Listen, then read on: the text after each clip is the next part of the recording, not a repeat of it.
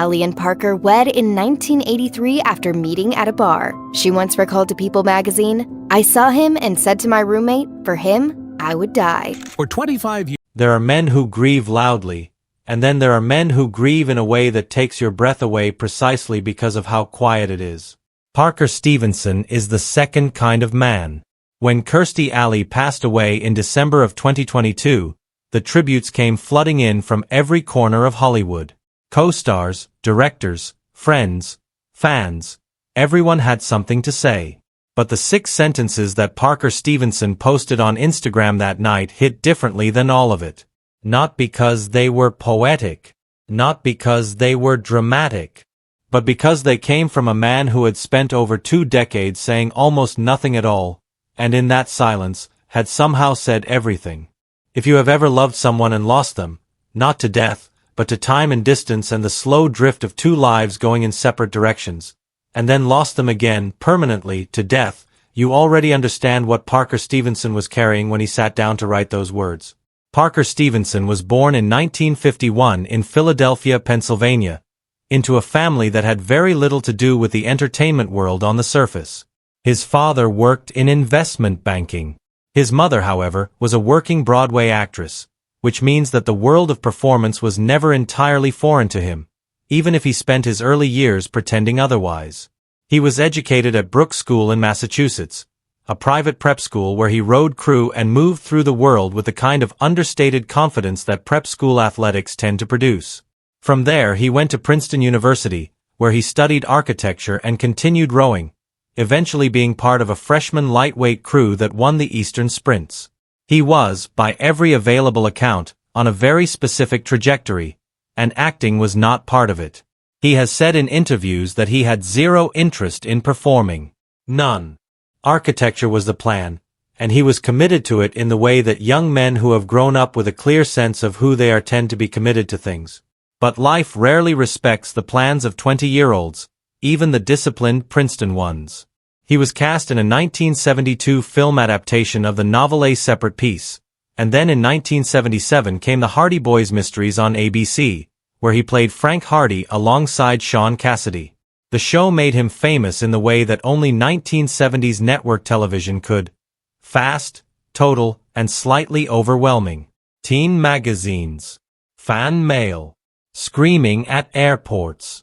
Parker Stevenson became a household name before he had fully decided that being an actor was something he actually wanted. When the show ended after 3 seasons, he found himself in the strange position of being recognizable everywhere he went while feeling completely uncertain about what came next. The screaming had stopped. The clarity had not arrived to replace it. He was, by his own later admission, running on empty by the time the early 1980s arrived. And that is the exact condition he was in when he walked into a bar in Los Angeles in 1981 and Kirstie Alley walked in after him. What Kirstie Alley had survived in the months leading up to that night is important to understand if you want to grasp why she moved through rooms the way she did, with that particular brand of fearless, almost aggressive joy that people who have stared at real loss tend to carry with them. In October of 1981, her parents were in a car accident near Wichita, Kansas. A drunk driver struck their vehicle. Her mother, Lillian, was killed. Her father, Robert, survived but was seriously injured. Kirstie received the news while she was in the middle of the audition process for a role in Star Trek II, The Wrath of Khan.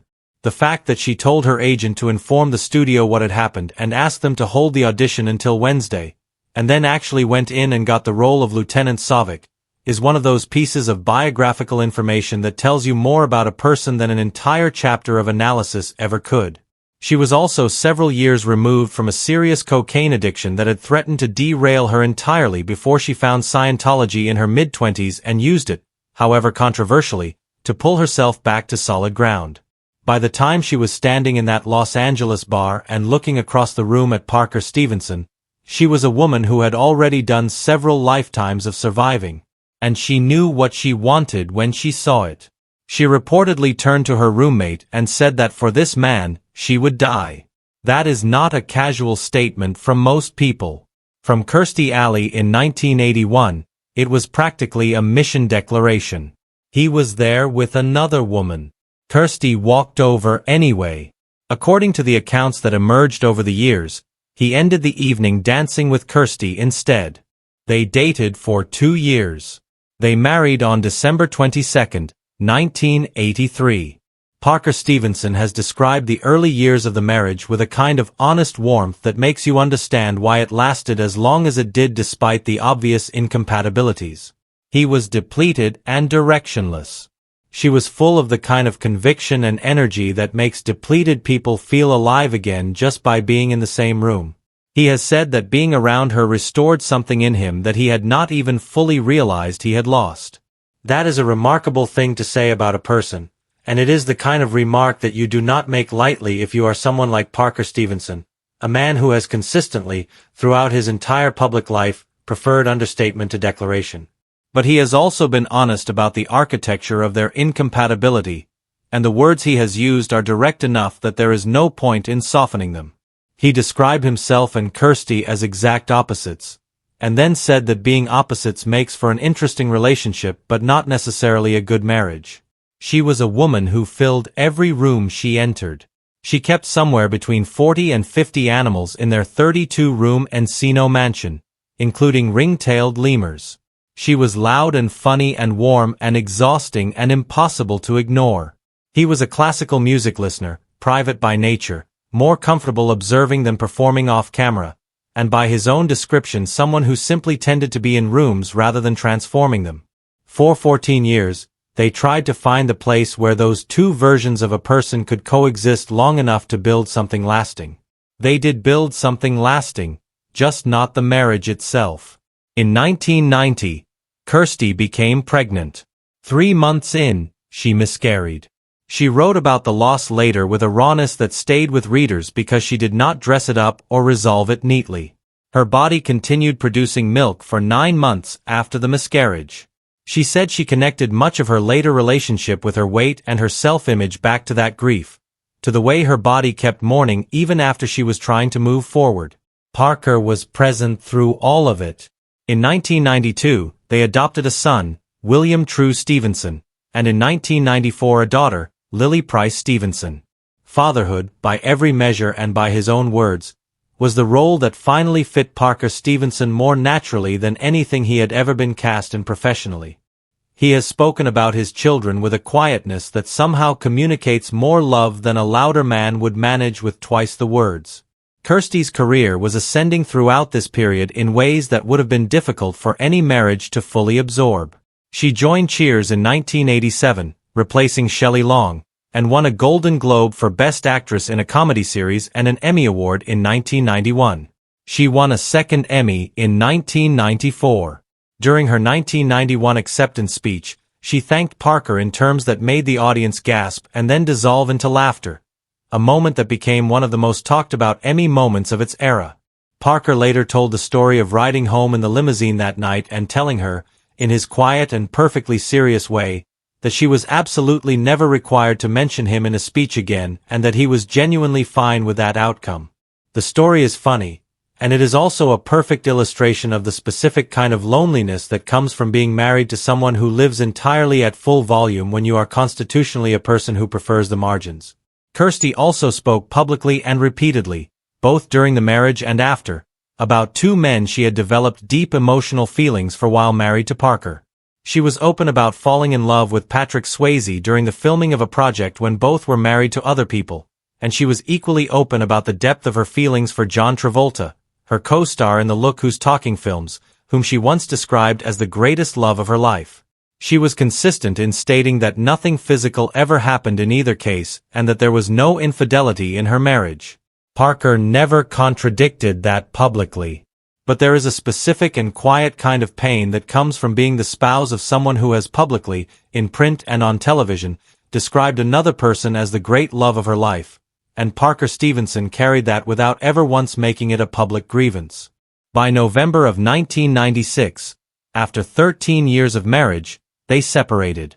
And the divorce that followed was not the graceful, civilized parting their initial joint statement suggested it might be. Parker filed for custody of the children, who were 3 and 5 years old at the time. The financial negotiations were complicated by a dispute over which state's laws applied.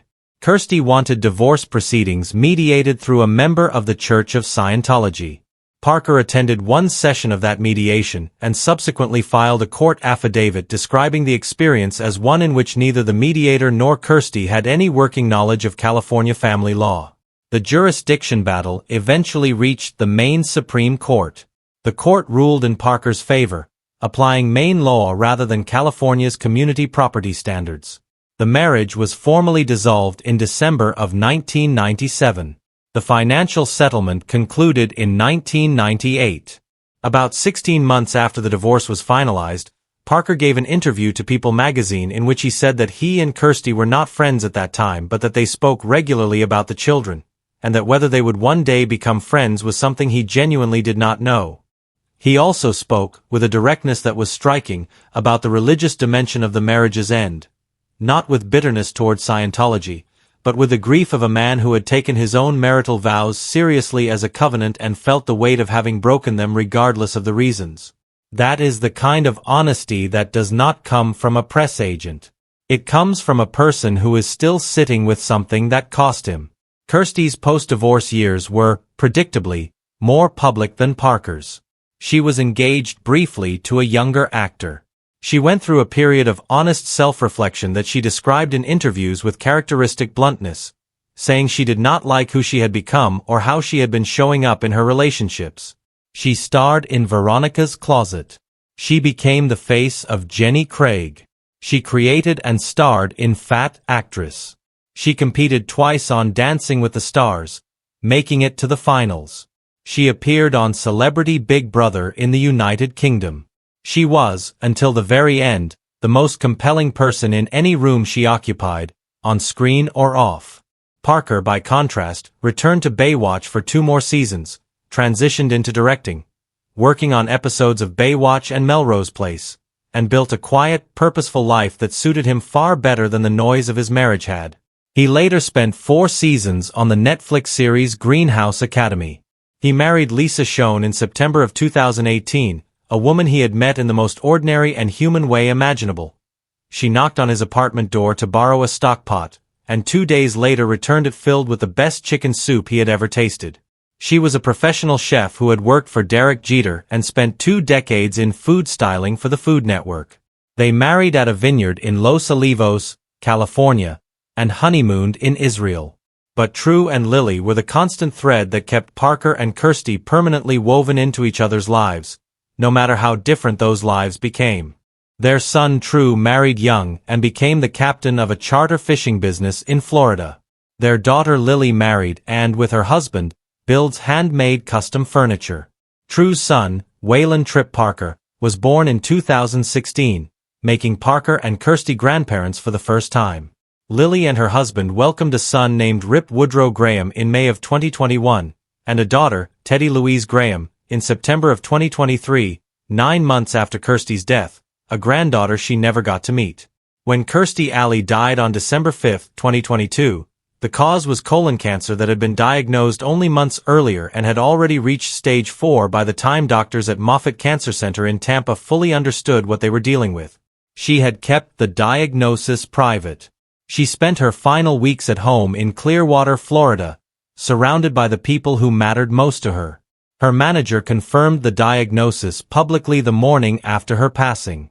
The fact that she had kept it to herself until the end was consistent with who she had always been, a woman who controlled her own story with a ferocity that could read as either inspiring or exhausting depending on where you were standing, and often both at once. The tributes that followed her death were immediate and warm and came from people who had genuinely loved her. John Travolta wrote that she had been one of the most special relationships in his life and that he was certain they would meet again. Ted Danson told the story of watching a Cheers rerun on a plane earlier that same day, not yet knowing she was gone, and laughing at the same performance he had laughed at 30 years before. Rhea Perlman described a woman whose joy in simply being alive was boundless and irreplaceable. All of it was real. All of it was beautiful. And then there were Parker Stevenson's 6 sentences. He posted an old photograph of the two of them, likely from the late 1980s, and wrote that he was grateful for their years together and for the 2 beautiful children and now grandchildren they had created. He said she would be missed. He signed it with love. That was everything he wrote. No elaboration, no revisionism, no attempt to reframe the narrative of their marriage for a sympathetic public audience.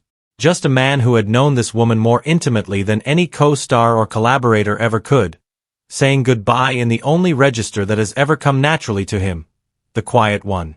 In 2023, speaking to Closer magazine in what became his most expansive public reflection on Kirstie's death, Parker said that he considered it a real tragedy she was not around longer, especially for their children. He said his kids were doing fine but that we are never truly ready to lose our parents, and that losing them tends to accelerate the process of growing up in ways nothing else can. What is notable about that statement is what it does not contain. There is no performance of his own grief. There is no centering of himself in the story of her death. He went immediately to the children, because the children have always been where his deepest sense of himself as a person lives. There is something particular about the grief of an ex-spouse that does not have a clean category in our cultural vocabulary. You are not the widow. You are not the former colleague. You are the person who once knew this human being in all the ordinary daily intimacy that marriage contains, who knew how she took her coffee, what she looked like at 2 in the morning, what she sounded like when she was frightened or angry or simply tired, and then you spent decades rebuilding your life around the absence of that knowledge while the person herself was still alive somewhere in the world. And then she died, and all of the distance you had carefully constructed between yourself and the grief of the marriage's end suddenly collapsed, because now the distance is no longer chosen. It is permanent. Parker Stevenson has never described his grief in those terms, because he is not the kind of man who describes his grief in any terms at all if he can avoid it. But that is what those 6 sentences were. That is what the 2023 interview was. That is what all of it has been from the beginning. He said when he met her he had lost his joy, and being around her brought it back. Think about what it means to carry a statement like that for 40 years.